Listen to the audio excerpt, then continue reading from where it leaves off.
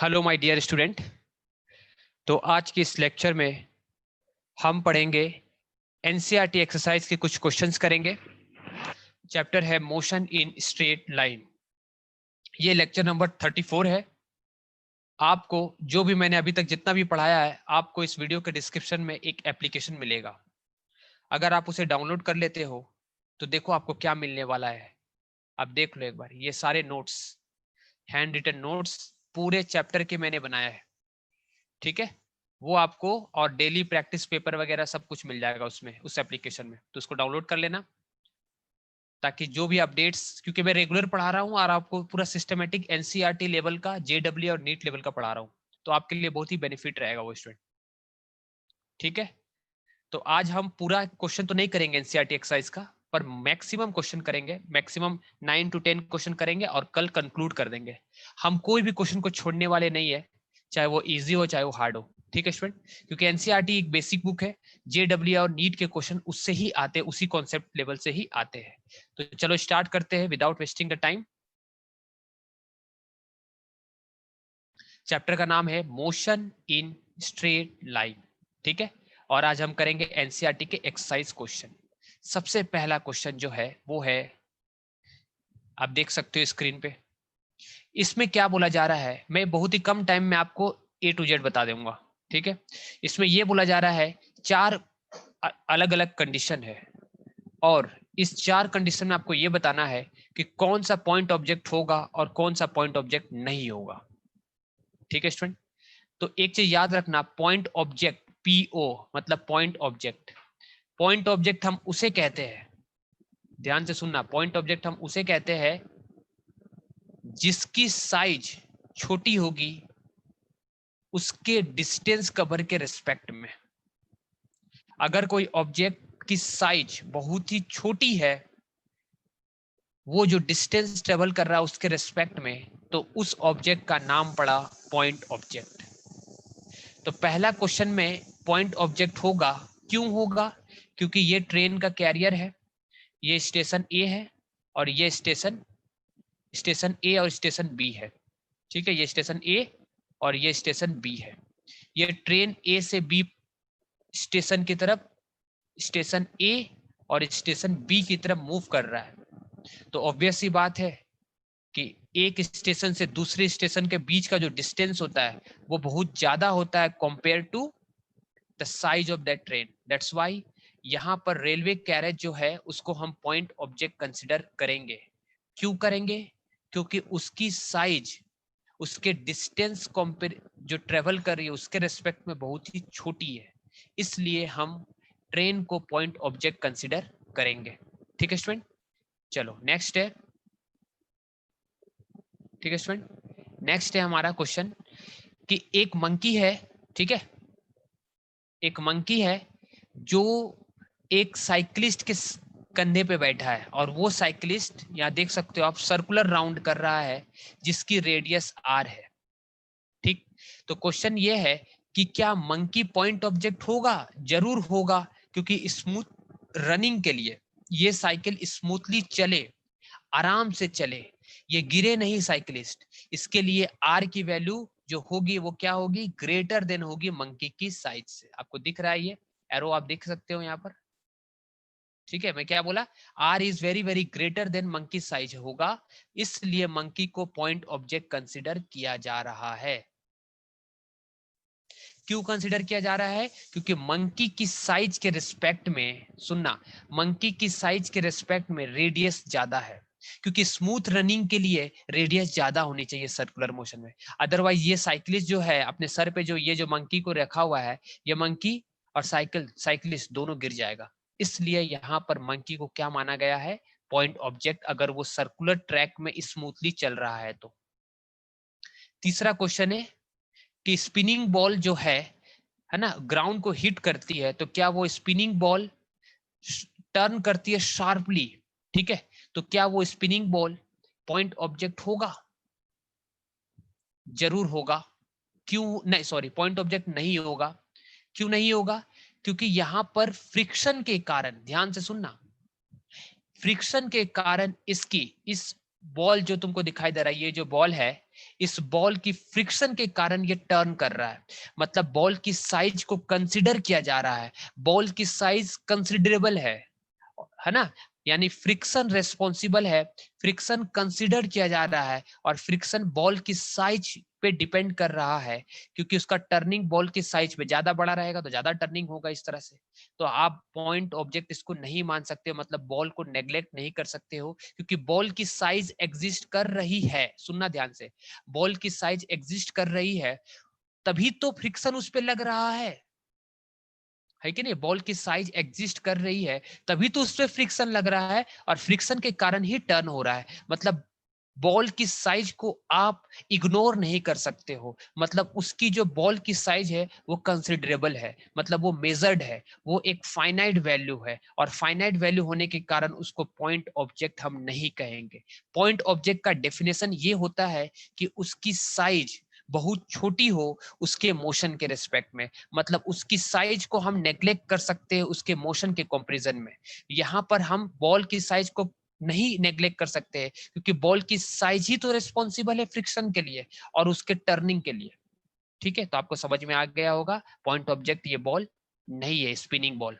छोटा है ये देख करके नहीं पता चलता है, उसका काम कितना बड़ा वो देख करके उसकी यूटिलिटी पता चलती है। नेक्स्ट है, एक टेबल है,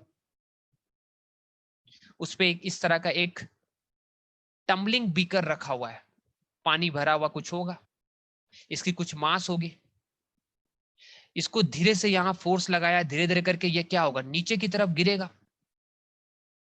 ठीक, तो क्या ये टम्बलिंग बीकर को पॉइंट ऑब्जेक्ट कहेंगे? नहीं कहेंगे। क्यों नहीं कहेंगे? क्योंकि यहां पर इसकी मास रेस्पॉन्सिबल है गिरने के लिए, मतलब मास को हम इग्नोर नहीं कर सकते, मास फाइनाइट चीज हो गई उसकी, तभी तो वो नीचे गिर रहा है ना। तो मास रेस्पॉन्सिबल है, और मास रेस्पॉन्सिबल क्यों है? क्योंकि टम्बलिंग की बीकर मास पे डिपेंड कर रही है, इसलिए टम्बलिंग बीकर को हम पॉइंट ऑब्जेक्ट नहीं कहेंगे, क्योंकि इसको हम इग्नोर नहीं कर सकते। पॉइंट ऑब्जेक्ट मतलब बहुत ही छोटा ऑब्जेक्ट, ये यहाँ पर टम्बलिंग छोटा नहीं है, उसी बड़ा है, तभी तो ये मतलब ग्रेविटेशनल फोर्स इस पे लग रहा हो, ये नीचे गिर जा रहा है। ठीक है, इसलिए इसको पॉइंट ऑब्जेक्ट कंसिडर नहीं करेंगे।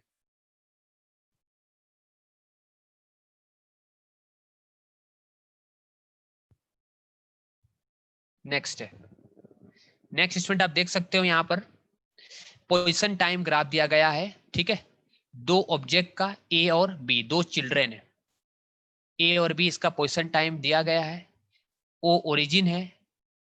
ए का घर कहाँ है? देखो, ए का घर पी है, और बी का घर क्या है? क्यू है। पहला क्वेश्चन, दोनों में से किसका घर सामने है स्कूल से? तो ये स्कूल था, तो स्कूल से सामने कौन है? पी, और पी किसका घर है?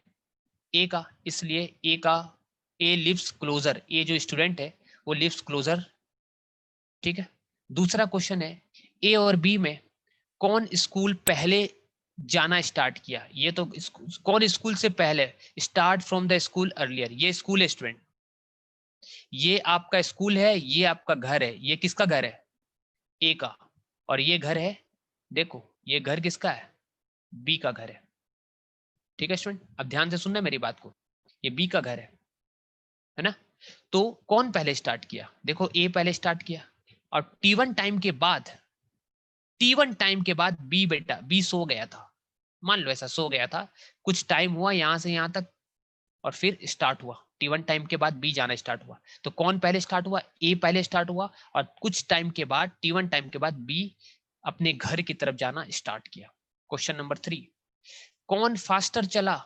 फास्टर मतलब स्पीड किसकी ज्यादा थी? जिसकी स्लोप ज्यादा होती है उसकी स्पीड ज्यादा होती है, क्योंकि स्लोप के बारे में आपको बताए थे। स्लोप क्या होता है बताओ? स्लोप क्या होता था एक्सटी ग्राफ का? एक्सटी ग्राफ का स्लोप होता है क्या? एक्सटी ग्राफ का स्लोप होता है y coordinate upon x coordinate, मतलब डिस्टेंस डिस्प्लेसमेंट अपॉन टाइम कहलाता है वेलोसिटी। इसलिए सुनो ध्यान से, यहां पर स्लोप जिसका ज्यादा है उसकी स्पीड ज्यादा होगी, तो b की स्लोप ज्यादा है, b की एंगल ज्यादा है, इसलिए हम कहेंगे कि b की स्पीड ज्यादा है a के कंपैरिजन में। समझ में आ गया होगा? तो बी की स्लोप मोर, इसलिए स्पीड बी की more with respect to A. Next question, next question student, question क्या था, ए और बी में से A and B reaches home at same और डिफरेंट टाइम। क्या दोनों सेम टाइम पे घर अपना पहुंच रहा है? यस। कौन से टाइम पे? T2 टाइम पे। देख लो, T2 टाइम पे P भी घर पहुंच, A भी घर पहुंच गया, और T2 टाइम पे B भी घर पहुंच गया। एक ही टाइम है ना, ये इसका घर था, तो सेम टाइम पे घर पहुंचा। ये घर है, सॉरी ये घर था P और Q, तो एक ही टाइम पे दोनों घर पहुंच गया, और वो टाइम कौन सा था? T2।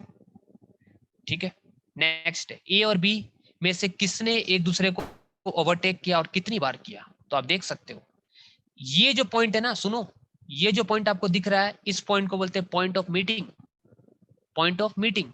और इसको अगर हम यहां प्रोजेक्ट कर देंगे तो ये कहलाएगा, ये टाइम टी डैश कहलाएगा टाइम ऑफ मीटिंग, और ये कहलाएगा, इसको इधर प्रोजेक्ट कर देंगे तो ये पॉइंट कहलाएगा पी डैश, मान लो ये कहलाएगा पोजीशन ऑफ मीटिंग। इस पोजीशन पे दोनों मीट किए।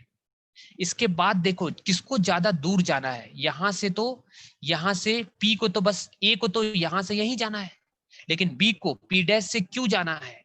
इसलिए बी को ज्यादा स्पीड करना पड़ेगा, अपनी स्पीड ज्यादा करना पड़ेगा, यानी ए को ओवरटेक करना पड़ेगा, और ओवरटेक करने के कारण उसकी स्पीड बढ़ जाएगी। देखो यहाँ, इसलिए इसको ओवरटेक कौन किया?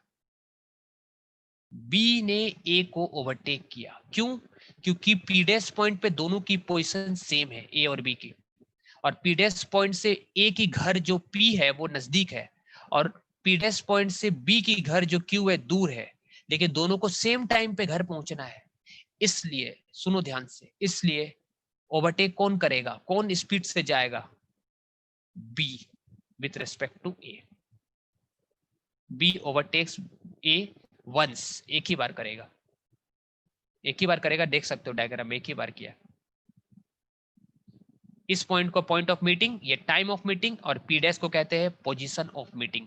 इस टाइम में दोनों मीट किए, और घर भी एक ही टाइम पे पहुंचे, लेकिन क्योंकि इसका घर नजदीक था पी डैश से, ए का घर, ठीक है, लेकिन बी का घर दूर था, तो इसलिए उसको ज्यादा स्पीड से जाना पड़ा, उसको ओवरटेक करना पड़ा ए को।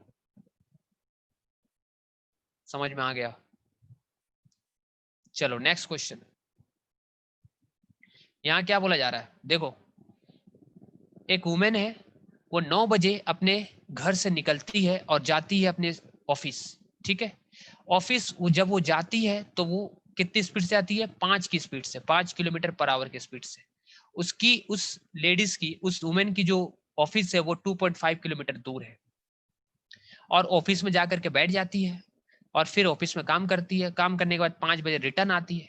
लेकिन जब रिटर्न आती है तो उससे बहुत जल्दी होती है, और वो आती है ऑटो से, कितनी स्पीड से? 25, और ऑटो चलती है 25 किलोमीटर पर आवर की स्पीड से। जब वो पैदल चल रही थी तो धीरे धीरे चल रही थी, अब वो कॉमन बात है, जब ऑटो से आएगी तो स्पीड से ही आएगी, ठीक है। तो आपको उस लेडीज का, उस वुमेन का आपको क्या बनाना है? डिस्टेंस टाइम ग्राफ बनाना है, उसका मोशन का एक्सटी ग्राफ बनाना है। तो एक्सटी ग्राफ बनाने के लिए आपको क्या चाहिए? टेबल चाहिए। टेबल दिखाई दे रहा है ना, ये टेबल आपको चाहिए। तो यहाँ एक साइड मैंने टाइम लिखा, एक साइड डिस्टेंस लिखा। 9 बजे होम में थी, होम को 0 माना। 9:30 बजे ऑफिस पहुंच गई, 2.5 किलोमीटर। 9:30 से 5 बजे तक ऑफिस में थी, वही 2.5 किलोमीटर, देखो रुक गई है। 5 बजा जैसे ही, अब देखो ये 9:30 बजे डायरेक्टली टाइम नहीं दिया 9:30, क्या दिया गया है? देखो दिया गया है कि 5 की स्पीड से चली 2.5 घंटे। तो टाइम कैसे निकालोगे?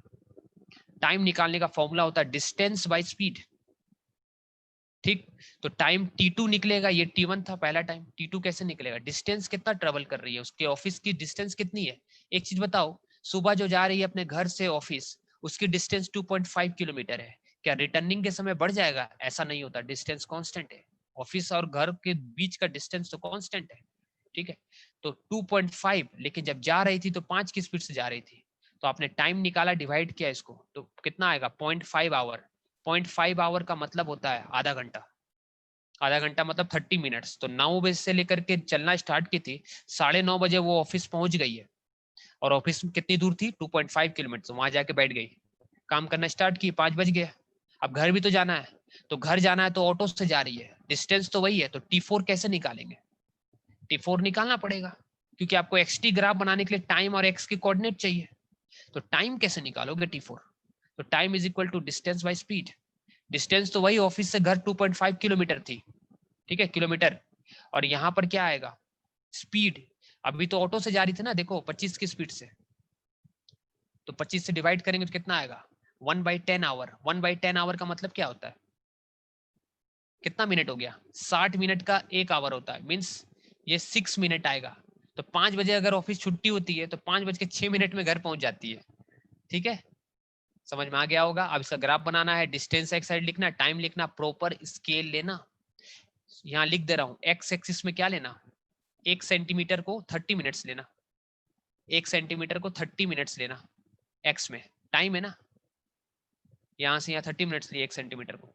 तो देखो 9 से चल रही, अच्छा स्पीड तो कांस्टेंट है, 5 की स्पीड से चल रही है, तो स्पीड तो कांस्टेंट था, है कि नहीं? 5 की स्पीड से चल रही, देखो है कि नहीं? 5 की स्पीड से चल रही थी, तो कांस्टेंट स्पीड से चल रही थी।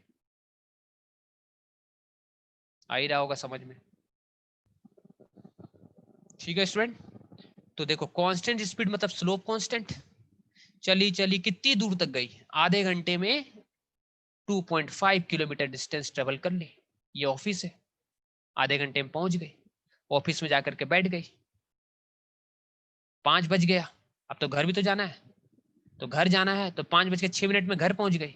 घर कोई इसका ओरिजिन था और ये ऑफिस था, ठीक है स्टूडेंट। तो 5:06 में घर पहुंच गई। अब 6 मिनट को आपको कितना लगेगा, ये आपको खुद सोचना है, और इसका पॉइंट प्रॉपर तरीके से इसको आपको प्लॉट करना है। आपने 1 सेंटीमीटर में 10 mm होता है, तो 10 mm में 30 मिनट आया है, तो 6 मिनट कितने में आएगा, उसी के अकॉर्डिंग अपलोड करके ग्राफ बना देना प्रॉपर तरीके से। ग्राफ बनाने के लिए 2 वैल्यू चाहिए। अगर आपको डिस्टेंस और टाइम के बीच का ग्राफ बनाना है तो आपको किसका चाहिए ग्राफ? क्या करना पड़ेगा बताओ? डिस्टेंस और टाइम के बीच में अगर ग्राफ आपको बनाना है तो आपको डिस्टेंस और टाइम की वैल्यू चाहिए, है कि नहीं? तो यहाँ से वैल्यू मिल जाएगी आपको, थोड़ा सा दिमाग लगाना। 9 बजे निकली, 9 बजे होम में थी, पैदल चलने लगी, 2.5 किलोमीटर उसका ऑफिस था। कितनी स्पीड से जा रही थी? पैदल जा रही थी 5 की स्पीड से। डिस्टेंस मालूम है, स्पीड मालूम है, टाइम निकल गया, आधे घंटे में ऑफिस पहुंच गई, तो 9 से 9:30 तक। ठीक है, अब 9:30 बजे 2.5 किलोमीटर वहां बैठ गई, ऑफिस में काम कर रही है, 5 बज गया, अब ऑफिस से घर आना है, ठीक है, तो ऑटो से आ रही है, तो उस समय स्पीड बढ़ गया, 6 मिनट लगा घर आने के लिए, तो ये ऐसा ग्राफ बनेगा। तो ये यहाँ से यहाँ तक ऑफिस। नेक्स्ट क्वेश्चन देखो, ड्रंक कार्ड है, ठीक है, पता ही है इसका मतलब क्या होता है, तुम्हें क्या बताऊं हिंदी में, तुम्हें तो मालूम ही है इसके मतलब क्या है। चल रहा है आराम से, ठीक है, आराम से पूरा जीवन का मजा लेते हुए चल रहा है। कैसे चल रहा है देखो ध्यान से, कैसे चल रहा है? 5 स्टेप आगे चलता है, 1 2 3 4 5, 5 आगे चला, फिर पीछे आया, मतलब 5 आगे गया, फिर पीछे आ गया 3, तो कहां पहुंच गया? दूसरे नंबर पे। अगर ये डिस्प्लेसमेंट कितना हो गया, ये ओरिजिन था तो।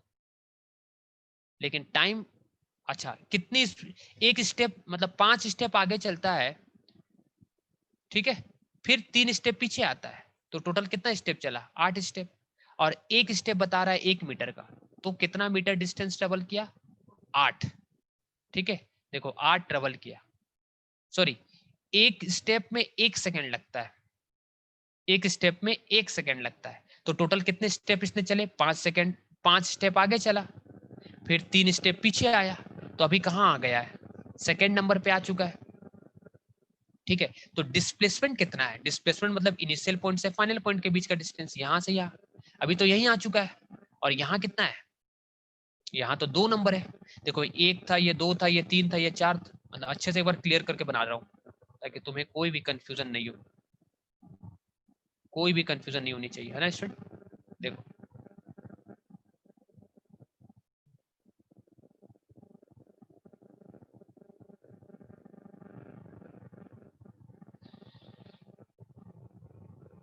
देखते हैं इसमें क्या करते हैं अभी हम लोग।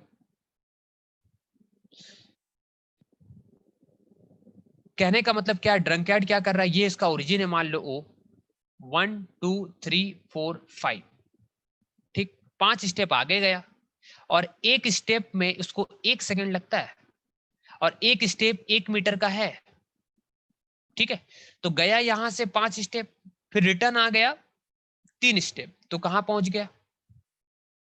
2 नंबर पे पहुंच गया। तो इसकी डिस्प्लेसमेंट कितनी हुई यहां से यहां तक? 2। लेकिन टाइम कभी कम नहीं होता। टाइम कितना लगा? 1 सेकंड में 1 स्टेप था, तो 5 आगे गया और 3 पीछे आया, तो कितना सेकंड हो गया? 8। तो 8 सेकंड में डिस्प्लेसमेंट कितना है? 2। जीरो पे तो दोनों जीरो था, टाइम जीरो था तो ये दोनों जीरो था। अब क्या हो रहा है, ध्यान से सुनना, ठीक है स्टूडेंट, अब ध्यान से सुनना। यही प्रोसेस कंटिन्यू चल रहा है, मतलब फिर वहां से यहां पहुंच गया, फिर यहां से 5 जाएगा, 1 2 3 4 5, फिर रिटर्न आएगा 3, 1 2 3।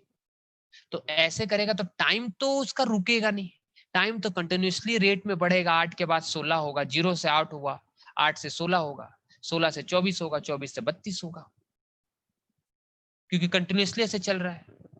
क्वेश्चन बोला जा रहा है कि 13 मीटर में ऐसा है, 13 मीटर की डिस्टेंस में एक गड्ढा है ना, 13 मीटर की डिस्टेंस में गड्ढा है, तो कितना टाइम के बाद वो ड्रंक यार्ड उस गड्ढे में गिर जाएगा, ये अपने को बताना है। ठीक है स्टूडेंट, कितने टाइम के बाद वो गड्ढे में गिर जाएगा, है ना, ये अपने को बताना है। मान लो यहाँ गड्ढा होगा कहीं पर, कितने टाइम के बाद वो गड्ढे में गिर जाएगा, ये अपने को बताना है। तो देखो 0 से 8 चला, ठीक है, क्योंकि 1 सेकेंड, 1 स्टेप का मतलब हो रहा है 1 मीटर, और 1 स्टेप का मतलब 1 सेकेंड भी है। तो जब उसने 0 से 8 लिया, 8 सेकेंड चला, फिर जब वो कहां पर पहुंच चुका था? दूसरे पोजीशन पे था, ये दूसरा है, ये x इज इक्वल टू कितना? 2। फिर यहां से 5 चलेगा तो 1 2, 2 से 5 चलेगा तो कितना होगा बताओ? 2 के बाद 3 4 5 6 7, फिर पीछे आएगा, मतलब 7 तो पहुंच गया। अब 7 में से 3 पीछे चला गया तो कितना में हो जाएगा बताओ? 4 बचेगा, 7 में से 3 चला गया तो देखो 4 बचा। लेकिन टाइम तो कम नहीं होगा ना, टाइम तो कंटिन्यूसली बढ़ेगा। तो अभी वो कितने नंबर पे आ चुका है? 4 पे। तो डिफरेंस देख रहे हो, 2 का डिफरेंस है। ऐसे कंटिन्यूटी मेंटेन कर रहा है, 13 मीटर में डिस्टेंस है, ठीक है। तो ऐसे 32 सेकंड में 8 मीटर डिस्टेंस ट्रेवल कर लेगा ड्रंक यार्ड। अब 8 के बाद क्या होगा? फिर 5 स्टेप आगे चलेगा, और जैसे ही 8 मीटर के बाद 5 स्टेप आगे चलेगा तो 1 स्टेप का मतलब 1 मीटर हो रहा है ना, 1 स्टेप का मतलब 1 मीटर हो रहा है। तो जैसे ही आगे चलेगा तो बेटा गिर गया गड्ढे में, क्योंकि रिटर्न थोड़ी आएगा गड्ढे से निकल करके चलो पीछे चलते हैं, ऐसा तो होगा नहीं, क्योंकि 13 मीटर की दूरी में, आप क्वेश्चन पढ़ो आपको समझ में आता होगा, 13 मीटर की दूरी में गड्ढा है। तो जैसे ही 8 चल गया, 8 तक इसका आ चुका है, फिर आगे 5 जैसे ही गया तो 8 5 13 हुआ, गड्ढे में फॉल हो गया। तो जब 5 गया तो कितना सेकंड ट्रेवल किया? 32 तक तो 8 हो चुका था, तो 5 स्टेप में 5 सेकंड एक्स्ट्रा हो गए। मतलब कहने का मतलब 37 सेकंड में वो बंदा, वो जो ड्रंक यार्ड है वो गड्ढे में गिर जाएगा, क्योंकि 32 सेकंड तक 8 मीटर हुआ। फिर आगे 5 जाएगा तो 13 होगा, और 13 में तो गड्ढा है और गड्ढे में गिर जाएगा, फिर रिटर्न थोड़ी आएगा। तो टोटल कितना हो गया? एक स्टेप का 1 सेकंड था, तो 37 सेकंड में वो ड्रंक यार्ड गिर जाएगा उस गड्ढे में। तो ये जो पोजीशन और टाइम का जो चेंज आया, ये स्टूडेंट, इसका अपने को ग्राफ बनाना है। तो ग्राफ बनाने के लिए क्या चाहिए? एक्स और टी की वैल्यू चाहिए, है ना स्टूडेंट। ग्राफ बनाने के लिए एक्स और टी की वैल्यू चाहिए। तो देखो ग्राफ बनाया यहाँ पर, आप देख सकते हो ये ग्राफ है, एक्स और टी को यहाँ वैल्यू है। कैसे पुट किया? देखो, जब 2 है मतलब 0 था तो 0 था, ठीक है। फिर जब 2 हुआ, है ना, जब टाइम 2 हो रहा है, सॉरी टाइम जब 8 हो रहा है, देखो 8 पे ऑब्जेक्ट कहाँ है? ये 8 है ना, बताओ 8 पे कहाँ है ऑब्जेक्ट? 2 पोजीशन पे, तो ये देखो यहाँ से 2 है। ये कैसे बना ये ग्राफ? पहले तो गया सीधा 5 मीटर, ये 5 है, यहां से गया गया इस तरह से 5 आगे गया, फिर 3 पीछे आया, तो 5 से 3 पीछे आएगा तो कहां पहुंच जाएगा? दूसरे नंबर पे देखो। फिर 2 पे क्या कर रहा है? फिर वहां से 5 आगे जाएगा, फिर वहां से 3 पीछे आएगा, तो 5 यहां से आगे गया, मतलब 2 से 5 आगे जाएगा तो कितना हो जाएगा? 7 नंबर। फिर 7 से 3 स्टेप पीछे आएगा तो कितना हो जाएगा? 7 में से 3 गया, 4 हो गया, तो देखो ये 4 पॉइंट मिल गया अपने को। समझ रहे हो ना? ऐसे करके कंटिन्यूटी में ग्राफ मिला, और 37 सेकेंड में जाकर के गड्ढे में गिर गया। तो आप ऐसा ग्राफ एक्सटी ग्राफ बना लेना, ठीक है स्टूडेंट। तो आप देखो ये जो ग्राफ बना ये कैसा है, पहले आगे गया +5 फिर पीछे आया -3, ये दोनों को कंसिडर करके ये बनाया गया। मतलब ये आगे गया यहां से यहां तक, देखो मैं बता रहा हूं अलग पेन से, समझ लो इसको अच्छे से, अच्छा क्वेश्चन है, ठीक है। देखो ये आगे गया यहां से यहां, पीछे आया, तो दोनों मिला करके कितना हो गया, ये कितना टाइम हो गया बताओ, 5 सेकेंड, यहां से यहाँ 5 सेकेंड और यहाँ 3, 8 सेकेंड। तो 8 सेकेंड में पोजीशन कहाँ है, देखो 2 नंबर पे, तो 8 पे 2 है, दिख रहा है आपको, है कि नहीं, समझ गया ना स्टूडेंट, समझ में आया। फिर से एक बार बता रहा हूं, देखो 5 आगे जा रहा है 3 पीछे आ रहा है, ये दोनों को कंसिडर एक साथ किया जा रहा है। तो 5 आगे गया, फिर 5 आगे गया तो 5वें नंबर पे पहुंच गया, फिर वहां से 3 नीचे आया, मतलब पीछे आया, बैक आया, तो फिर दूसरे नंबर पे पहुंच गया, ठीक है। लेकिन 5 आगे गया तो एक स्टेप में 1 सेकंड होता है, तो 5 स्टेप में 5 सेकंड, फिर नीचे आया तो 3 8, 5 3 8 हो गया। ऐसे करके कंटिन्यूटी चल रहा है, आगे जा रहा है पीछे आ रहा है, आगे जा रहा है पीछे आ रहा है, मतलब 5 स्टेप आगे जा रहा है 3 स्टेप पीछे आ रहा है, ऐसे कंटिन्यूटी में चला, तो इसका ग्राफ का नेचर ऐसा होगा। चलो नेक्स्ट क्वेश्चन स्टूडेंट, ये आप ट्राई करना, चलो देख तो मैं बता ही दे रहा हूं, इजी है, रिलेटिव वेलोसिटी का है, बताओ कैसे बनेगा। यहां पर देखो एक जेट है जिसकी, जिसको प्लेन भी कह सकते हो, इसकी स्पीड दी गई है 500 किलोमीटर पर आवर, और ये इसके पीछे से प्रोडक्ट ऑफ कंबशन निकल रहा है, मतलब गैसेस निकल रहे हैं। इसकी स्पीड कितनी दी गई है प्रोडक्ट ऑफ कंबशन की, ये दी गई है product of combustion with respect to jet, कितना दिया गया है 1500 किलोमीटर पर आवर। इसका मतलब क्या है, इसका मतलब क्या है, इसका मतलब यह है कि जेट आगे की तरफ चल रहा है और उसके पीछे की तरफ प्रोडक्ट ऑफ कंबशन निकल रहा है, मतलब जो गैसेस प्रोडक्ट है उसकी स्पीड इतना है। इसका मतलब क्या है, इसका मतलब है कि अगर आप इसके अंदर बैठे हो और उसके अंदर बैठ करके इस प्रोडक्ट को देख रहे हो, प्रोडक्ट ऑफ कंबशन को, तो आपको इतनी स्पीड दिखाई देगी, रिलेटिव स्पीड है। इसका मतलब क्या है, velocity of combustion, product of combustion with respect to jet, jet के रिस्पेक्ट में, या तो आप कहीं बैठे हो जेट पे और यहाँ, क्योंकि ये आगे जा रहा है जेट और ये पीछे निकल रहा है, तो ये जो वेलोसिटी है ये रिलेटिव वेलोसिटी है, मतलब ये पीछे की तरफ निकल रहा है ना स्टूडेंट, ये पीछे की तरफ निकल रहा है कि नहीं, ये पीछे की तरफ निकल रहा है, किसके रेस्पेक्ट में दी गई है, जेट के रेस्पेक्ट में। तो हम इसको क्या लिख सकते हैं, वी जे सी को वेक्टर क्वांटिटी है, इसको अगर हम लिखना चाहे तो क्या लिख सकते हैं, वी सी माइनस वीजी, ये फॉर्मूला मैंने आपको थ्योरी लेक्चर में बताए थे, यहाँ पर वीजे दिया गया है, ठीक है। अच्छा एक चीज बताओ, इस डायरेक्शन को हमने पॉजिटिव लिया क्योंकि वेक्टर है, तो इस डायरेक्शन को क्या लेंगे, नेगेटिव, इस वाले डायरेक्शन को क्या लेंगे, नेगेटिव, और इस वाले डायरेक्शन को राइट हैंड को पॉजिटिव लिए, तो लेफ्ट राइट को पॉजिटिव लिए तो लेफ्ट को नेगेटिव लेंगे, है ना स्टूडेंट। तो बताओ वीजे क्या हो जाएगा, तो वीजे की वैल्यू हो गई, अगर कन्वेंशन लगाएंगे वेक्टर के साथ तो क्या होगा, +500 kph, kilometre per hour, kph मतलब किलोमीटर पर आवर, और प्रोडक्ट ऑफ कंबशन इस साइड निकल रहा है तो इस साइड नेगेटिव है, तो v, क्योंकि विथ रेस्पेक्ट टू जेट है, बहुत इंपॉर्टेंट बात बता रहा हूं आपको, ये जो इतनी स्पीड है ना 1500 किलोमीटर पर आवर, ये ग्राउंड में इंसान खड़ा होकर के देख रहा है, ये तो ये उसकी स्पीड नहीं है, ये जो स्पीड दी गई है 1500 किलोमीटर पर आवर, ये स्पीड है कि आप जेट के अंदर बैठे हो और अंदर से देख रहे हो वो जो प्रोडक्ट ऑफ कंबशन निकल रहा है उसकी स्पीड, यहां से देखोगे वो आपको निकालना है। यहां पर वीसी क्या है, लिख लो, VC is, write down, VC is velocity of combustion with respect to ground, ground के रिस्पेक्ट में, और वीजे क्या है, velocity, write down, velocity of jet या प्लेन कहो विथ रेस्पेक्ट टू, किसके रेस्पेक्ट में है, विथ रेस्पेक्ट टू ग्राउंड, कुछ नहीं है मतलब ग्राउंड के रेस्पेक्ट में, ठीक है। बताओ वी सी जे की डायरेक्शन इस साइड है, तो आपको इसको क्या लिखना पड़ेगा, नेगेटिव लिखना पड़ेगा, ठीक है, तो आपको क्या लिखना पड़ेगा, नेगेटिव, है ना। तो आप क्या लिखोगे यहाँ पर -1500 kph, बस इस फॉर्मूला में रख देना, तो वेलोसिटी किसका निकल जाएगा, कंबशन का निकल जाएगा। ठीक है, तो कंबशन का क्या होगा, वेलोसिटी का कंबशन बताओ। Velocity of combustion is equal to velocity of CJ plus velocity of J। Value put करना है, आंसर आ जाएगा। यहां पर इसकी वैल्यू कितनी पुट करोगे, V से J की -1500। याद रखना माइनस देना जरूरी है क्योंकि इस साइड आपने माइनस लिया है। ये -1500 और वेलोसिटी ऑफ जेट कितना +500। तो सॉल्व करेंगे तो -1000 आएगा, -1000 आंसर आएगा।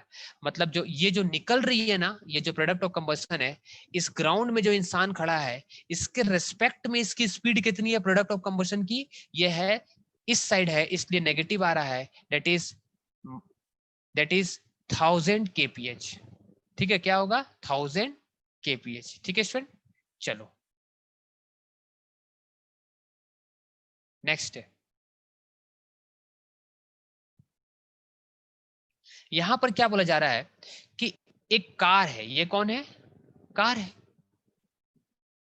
ठीक है स्टूडेंट, ये कार है और ये कार क्या कर रहा है, इसकी इनिशियल वेलोसिटी दी गई है और फाइनली ये रेस्ट में आ जा रहा है। और ऐसा करने में इसको इतना डिस्टेंस ट्रेवल करना पड़ रहा है 200 मीटर का। तो क्वेश्चन बोला जा रहा है व्हाट इज द रिटार्डेशन।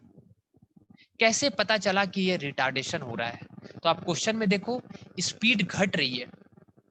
जब भी स्पीड डिक्रीज करे ना टाइम के साथ, स्पीड घट रही है टाइम के साथ, तो एक्सेलरेशन क्या आने वाला है, नेगेटिव, रिटार्डेशन होगा। ठीक है, तो आपको V मालूम है, 0 यहाँ पुट करना, U की वैल्यू मालूम है किलोमीटर पर आवर में, लेकिन इसको मीटर पर सेकंड में चेंज करने के लिए क्या करना पड़ता है, सुन लो ध्यान से। मीटर पर सेकंड में चेंज करने के लिए 126 लिखना है ना, यहाँ मैं अलग पेन से लिख दे रहा हूँ। ठीक है, देखो आप चाहो तो U कैसे निकाल सकते हो, U इज इक्वल टू 126 है ना, किलोमीटर पर आवर है, तो इसको मीटर पर सेकंड में चेंज कर लो क्योंकि ये मीटर में दिया गया। तो मीटर पर सेकंड में कैसे चेंज करते हैं, यहाँ 1000 लिख देना, मीटर मतलब 1000 मीटर और आवर का मतलब होता है 3600 सेकेंड। इसको सॉल्व करोगे तो आएगा 5/18। तो शॉर्टकट याद रखना कि किलोमीटर पर आवर को मीटर पर सेकंड में चेंज करने के लिए 5/18 से मल्टीप्लाई करते हैं तो ये मीटर पर सेकंड हो जाएगा। ठीक है, तो आपके पास U की वैल्यू है, V की वैल्यू है, एक्सेलरेशन निकालना है, S की वैल्यू दी गई है 200। बस आप तो निकाल ही सकते हो इसके जगह में पुट करके। ठीक है, ये मैं आपको होमवर्क दे रहा हूँ, आप कमेंट करना आंसर। दूसरा बोल रहा है हाउ लॉन्ग, हाउ लॉन्ग मतलब कितना टाइम लेगा, टाइम निकालना है, ऐसा करने में कितना टाइम लगेगा, स्टॉप होने में कितना टाइम लगेगा। तो आप देखो फाइनल 0, इनिशियल को मीटर पर सेकंड में चेंज कर लेना, 5/18 से मल्टीप्लाई कर लेना, इसको सॉल्व करना है। इसको 2 6 जा 12, 2 3 जा 6, 2 9 जा 18, 9 7 जा 63। तो कितना आ रहा है 7 into 5, दैट इज 7 5 7 जा 35। तो U की वैल्यू है 35 मीटर पर सेकेंड। तो यहाँ पर 35 लिख देना, टाइम निकालना है, A आपने निकाल रखा इस फॉर्मूला से, दोनों को पुट कर देना, A की वैल्यू T निकल जाएगा। पुट कर देना, आंसर बता देना मुझे। नेक्स्ट, यहाँ पर क्या बोला जा रहा है कि दो ट्रेन है, दोनों सेम डायरेक्शन में सेम स्पीड से मूव कर रहा है। Question number 3.7 NCERT. ठीक, दोनों की लेंथ दी गई है, दोनों 400 मीटर का लेंथ का ट्रेन का कैरियर है। ठीक है, दोनों सेम डायरेक्शन में मूव कर रहा है, पर फर्क ये है कि दोनों एक जगह से स्टार्ट नहीं हो रहा है, मतलब इसके बीच की कुछ डिस्टेंस एग्जिस्ट कर रही है x। ठीक है, कुछ x डिस्टेंस एग्जिस्ट कर रही है। आप एक चीज बताओ मुझे, ये भी 72 किलोमीटर की स्पीड से दौड़ रहा है, ये भी 72 किलोमीटर की स्पीड से इधर दौड़ रहा है, तो दोनों के बीच में रिलेटिव वेलोसिटी कितना होगा। दोनों सेम वेलोसिटी से दौड़ रहा, अगर दो चीज रेस्ट में रहता तो इसके बीच का डिस्टेंस कांस्टेंट रहता है x। अब दोनों सेम वेलोसिटी से मूव कर रहा है तो भी उसके बीच का डिस्टेंस कांस्टेंट रहेगा, तो इसके बीच की रिलेटिव वेलोसिटी कितनी होगी, रिलेटिव वेलोसिटी मतलब इसके रेस्पेक्ट में कितना होगा। तो दोनों को सेम है, सब्ट्रैक्ट करेंगे तो 0 आएगा। याद रखना जब दो वेलोसिटी की बात हो रही है या रिलेटिव वेलोसिटी की बात हो रही है, इस क्वेश्चन में हमको निकालना है x की वैल्यू क्या होगी। एक बार मैं फिर से बताना चाहूंगा, बहुत इंपॉर्टेंट क्वेश्चन है। आप देख सकते हो यहाँ पर दो ट्रेन है जिसकी लेंथ दी गई है 400 मीटर, दोनों सेम डायरेक्शन में मूव कर रहा है, दोनों की सेम स्पीड है, है ना, और दोनों एक जगह से स्टार्ट नहीं हुआ है, दोनों के बीच में कुछ डिस्टेंस एग्जिस्ट कर रहा है, वो डिस्टेंस कितना है वो हमको निकालना है। तो आप एक चीज बताओ, ठीक है ना, तो एक्चुअली में और क्या क्वेश्चन, देखो क्या बोल रहा है, टू ट्रेन है, ऐसा ऐसा लेंथ दिया गया है, टू दोनों ऐसा चल रहा है 72 इन द ऐसा सेम डायरेक्शन अहेड, ऐसा द ड्राइवर बी डिसाइड। अब देखो ये जो बेटा बी है ना ड्राइवर इसका, ये यहाँ बैठा हुआ, ये डिसाइड किया कि ए को ओवरटेक करेंगे, तो ओवरटेक करने के लिए इसको एक्सीलेटर देना पड़ेगा, गाड़ी के एक्सीलेटर को बढ़ाएगा तभी तो गाड़ी आगे बढ़ेगा, एक्सीलेटर देना पड़ेगा मतलब वेलोसिटी को इंक्रीज करना पड़ेगा, तो वो एक्सीलरेशन कितना है वो निकालना है, और इसके बीच का इनिशियल डिस्टेंस कितना था वो निकालना है। दो क्वेश्चन है, सॉरी एक्सेलरेशन भी दिया गया है, एक्सेलरेशन कितना दिया है 1 मीटर पर सेकेंड स्क्वायर, है ना। एक बार फिर से मैं बताना चाहूंगा क्वेश्चन को स्टूडेंट, कोई कंफ्यूजन मत रखना, मैं फिर से एक बार बता देता हूँ, रुक जाओ थोड़ा सा, यहाँ अच्छा क्वेश्चन है, फिर से मैं बता दे रहा हूँ, रुक जाओ 1 मिनट। देखो यहां पर अब दिख रहा है आपको, दो ट्रेन है, दोनों की लेंथ दी गई है, दोनों सेम डायरेक्शन में मूव कर रहा है ना। अब ए जो है बेटा बी से आगे है, अहेड है मतलब आगे है, लेकिन बी गुस्सा हो गया, इसके ड्राइवर बोला कि नहीं मैं ए को तो ओवरटेक करके ही रहूंगा, तो इसने क्या किया एक्सेलरेशन किया, एक्सेलरेशन किया मतलब अपनी वेलोसिटी को बढ़ाया, कैसे बढ़ाया होगा एक्सीलेटर दे करके, गाड़ी में एक्सीलेटर रहती है ना, स्पीड कर दिया, तो कितना एक्सीलेटर दिया, एक्सीलेटर दिया 1 मीटर पर सेकेंड स्क्वायर, पावर -2 मतलब पर सेकेंड स्क्वायर है, ठीक है। और 50 सेकंड के बाद क्या हुआ कि जो इसका गार्ड था ना पीछे गार्ड, उसने क्या किया, देखा अरे बेटा ए को पास कर गया, बशअप किया मतलब इसको पास कर गया ऐसे, तो आपको बताना है कि उसके बीच का जो एक्स की दूरी थी इनिशियल, इसके बीच में डिस्टेंस कितना है। तो मैंने आपको बताया रिलेटिव वेलोसिटी 0 होगी क्योंकि दोनों सेम वेलोसिटी से मूव कर रहा है, यानी आपको डिस्टेंस निकालना है दोनों के बीच में, एस निकालना है, तो उसका फॉर्मूला क्या होता है बताओ, S is equal to U T plus half A T square, S के जगह में एक्स लिख देंगे, यू के जगह में रिलेटिव वेलोसिटी रख देंगे, क्योंकि यहाँ पर एक तो है नहीं, दोनों है और दोनों रिलेटिव स्पीड में है, दोनों मोशन में है, तो आपको एक्स निकालना था, तो इसके बीच का वेलोसिटी कॉमन वेलोसिटी लोगे, दैट इज रिलेटिव वेलोसिटी, तो ये टर्म 0 हो गया, यू 0 था, देखो यहाँ पर रिलेटिव वेलोसिटी कितनी है दोनों की 0 है, इसलिए यहाँ पर यू की टर्म 0 हो गई, ठीक है। हाफ एक्सेलरेशन दिया गया है किसका, इसका, तो एक्सेलरेशन निकाल दिया गया 1 पुट कर देंगे, और कितने टाइम में ये ब्रश अप कर गया, कितने टाइम में ये आगे चल गया बी ए से 50 सेकंड में, तो टाइम भी दिया गया, टाइम पुट कर देंगे, एक्स निकल जाएगा, आंसर हो गया। मतलब इनिशियल डिस्टेंस आप इसके बीच में निकाल लोगे, इसको सॉल्व करके कमेंट करना आंसर कितना आएगा, समझ में आया। नेक्स्ट क्वेश्चन है, देखो यहां पर 3 कार है, ठीक है, और 2 लेन रोड में चल रही है। अब देखो कैसे चल रही है कार, ए जो है उसकी स्पीड इस साइड है, और बी और सी दो कार है जो दोनों सेम वेलोसिटी से ए की तरफ अप्रोच कर रहा है, ठीक है। ये बेटा अपना मजा में इधर से चल रहा है, इधर इस साइड, और ये जो बी और सी है दोनों अप्रोच कर रही है ए को, मतलब बी भी ए के तरफ आ रही है और सी भी ए के तरफ आ रही है, ठीक है। तो क्वेश्चन ये है कि कितना बी को एक्सेलरेशन करना पड़ेगा, कितना बी को एक्सेलरेशन करना पड़ेगा कि सी और बी में एक्सीडेंट नहीं हो, मतलब कितना इसको एक्सेलरेशन करना पड़ेगा कि वो बी ए से आगे हो जाए,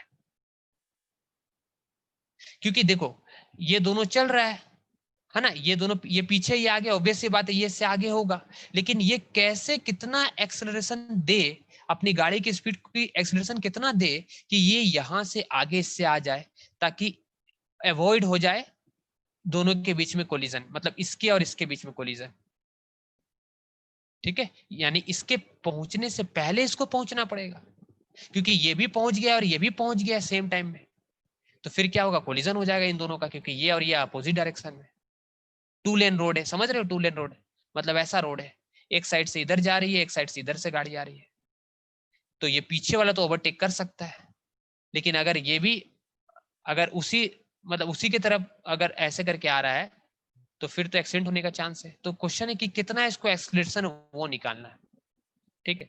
तो देखो क्या लिखा हूं मैं, if C takes t time to cross a, अगर c t टाइम्स लेता है a को क्रॉस करने का, तो टाइम का फॉर्मूला क्या होता है? टाइम का फॉर्मूला होता है distance by speed, by speed. तो a और c के बीच की इनिशियल डिस्टेंस 1 किलोमीटर है। मतलब ऐसा देखा गया, क्वेश्चन में लिखा यह है कि जब ये दोनों 1 किलोमीटर अपार्ट थे तब इसकी स्पीड सेम है। पहले से स्पीड सेम नहीं थी, दोनों अप्रोच कर रहे थे। अच्छा, स्पीड किलोमीटर पर आवर में दिया गया है, इसको मैंने चेंज करके डायरेक्टली मीटर पर सेकेंड में लिख दिया।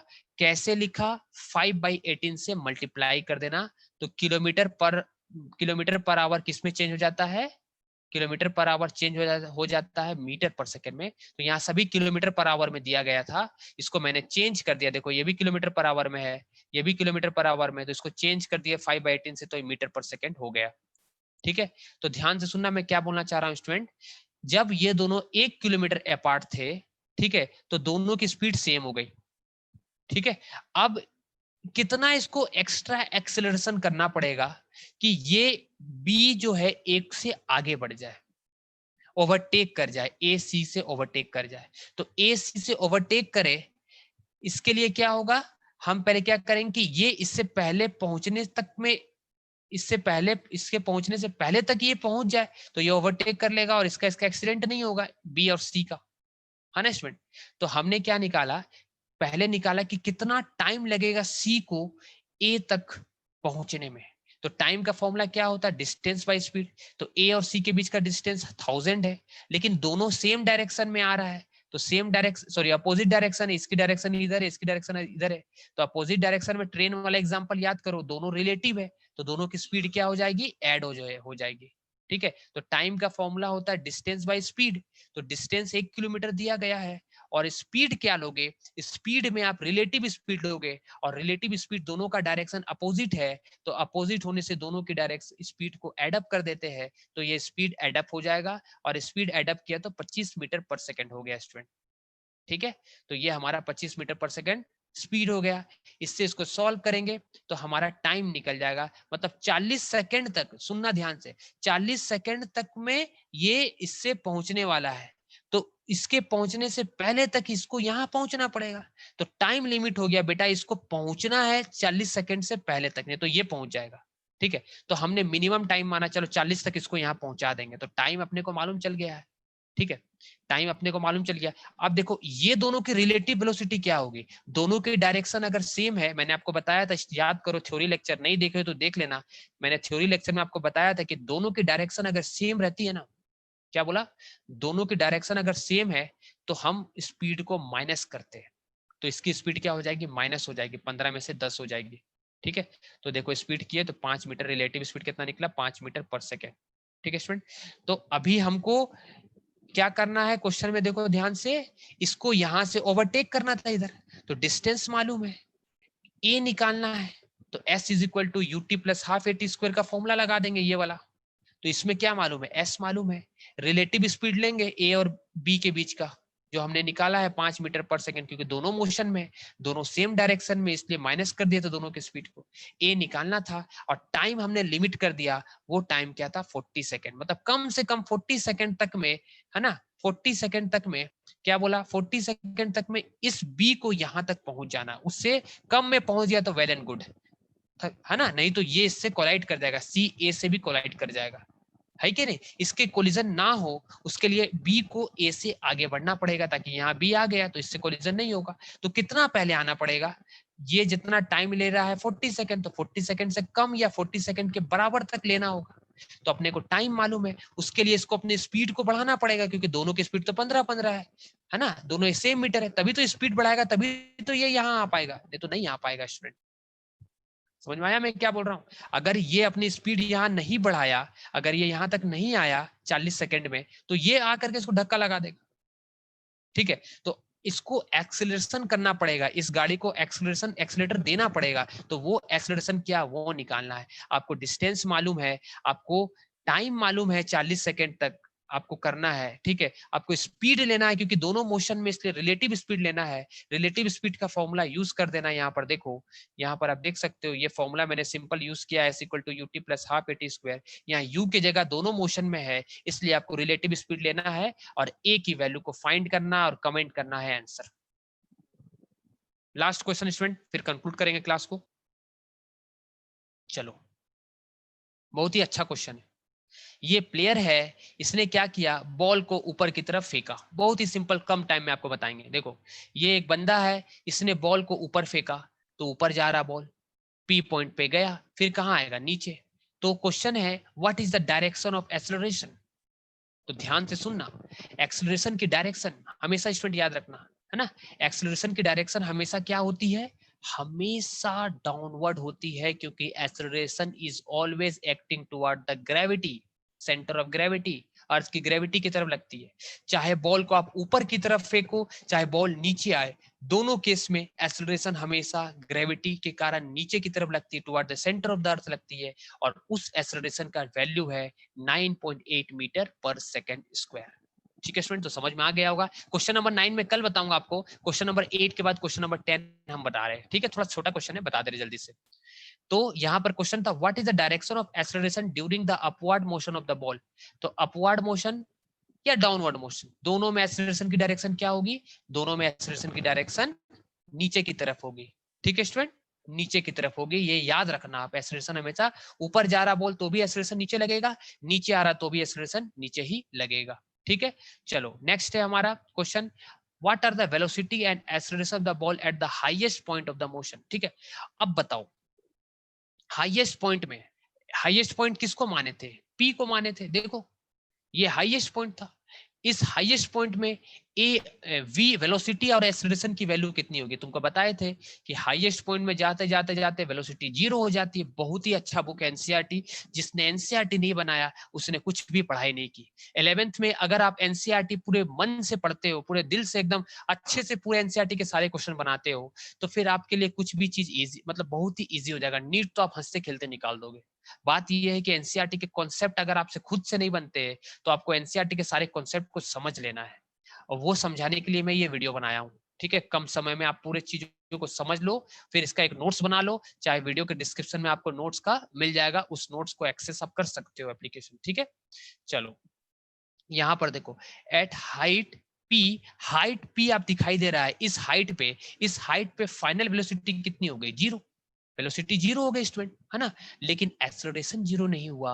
एक्सेलरेशन कितना हुआ बताओ, ये बॉल ऊपर जा रहा जा रहा जा रहा, एक्सेलरेशन तो हमेशा भाई नीचे की तरफ लगता है, और वो एक्सेलरेशन होता है due to gravity, and gravity उसकी वैल्यू होती है 9.8।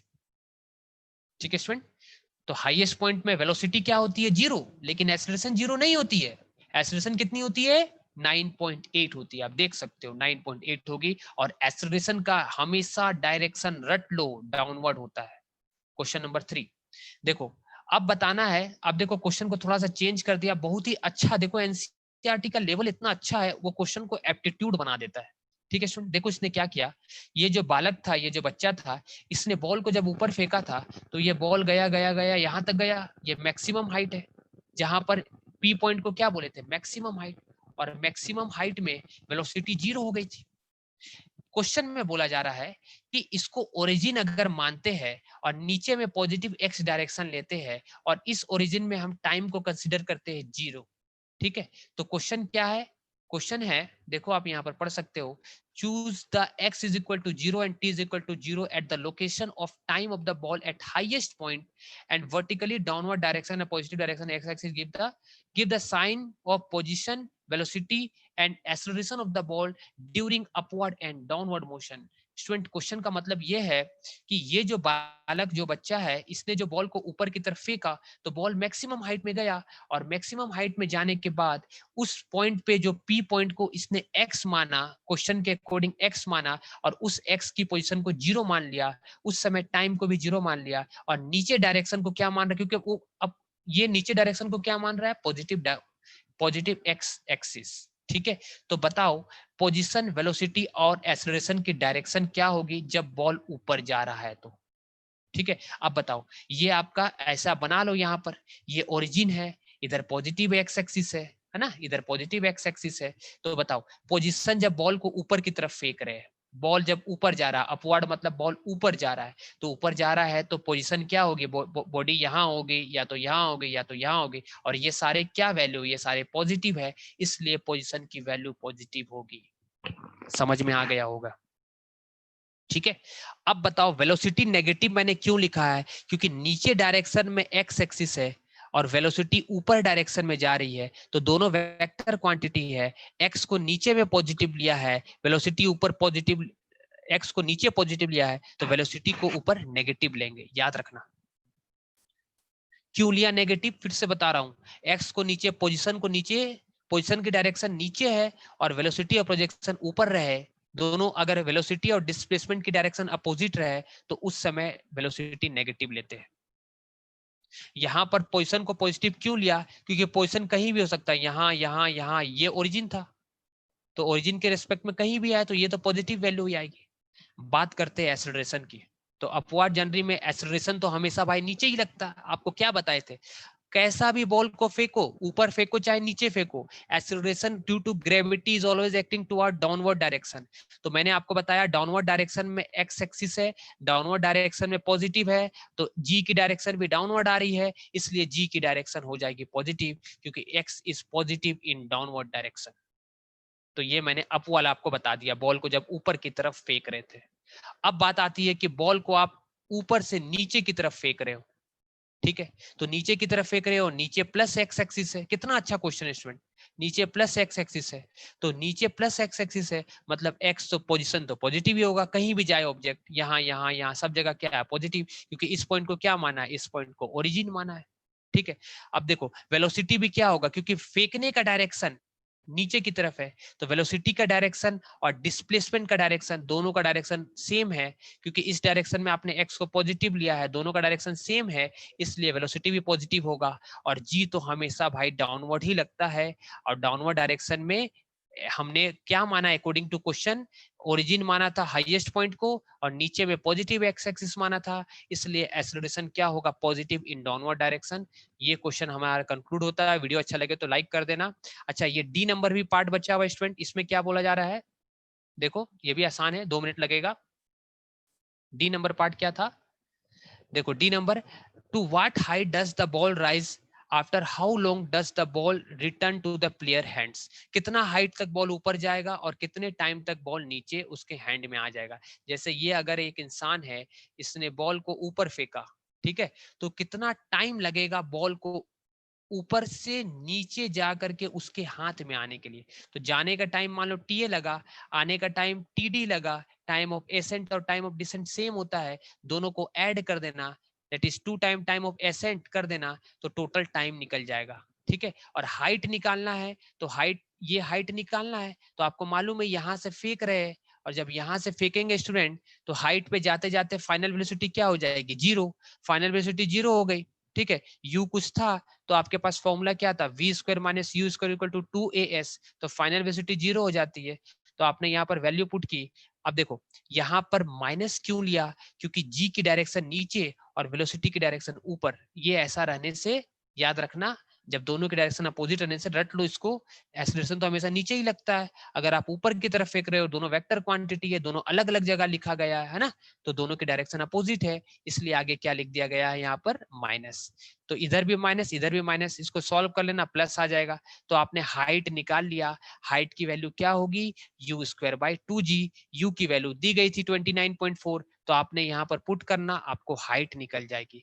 बात है टाइम निकालने का, तो टाइम निकालने का फॉर्मूला होता है v is equal to U plus 80, ठीक है स्टूडेंट। v फाइनली क्या हो जा रही है, जीरो, यहाँ जीरो पुट कर दो, इज इक्वल टू यू कितना दिया गया है 29.4। अच्छा ए की जगह में क्या लिखोगे, माइनस जी, क्योंकि बॉल को ऊपर फेंक रहे हो, जब भी बॉल को ऊपर फेंकोगे ग्रेविटी नीचे लगेगा, दोनों का डायरेक्शन अपोजिट है, तो यहाँ पर जी माइनस ले लेना, आपको टाइम ऑफ एसेंट निकल जाएगा।